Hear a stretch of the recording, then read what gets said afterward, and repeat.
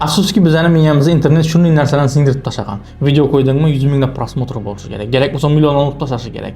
Srazu obunachilar sanga podpisatsiya bo'lishi kerak, sen zvizda bo'lishing kerak. Srazu internetdan tez ko'p pul topishni boshlashing kerak. Chunki biz xuddi shunday videolarni ko'raverganimizdan keyin bizda ham shuning bo'ladi deb o'ylaymiz.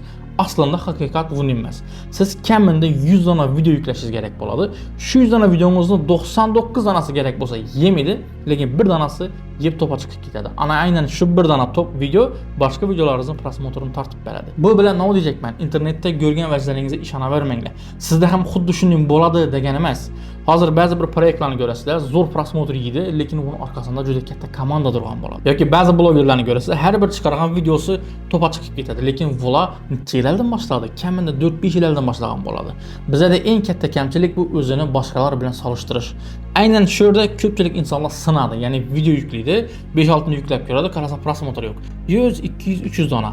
Haqiqat bu emas. Siz kamida 100 dona video rolik yuklamayincha prosmotr umuman qaramasligingiz kerak.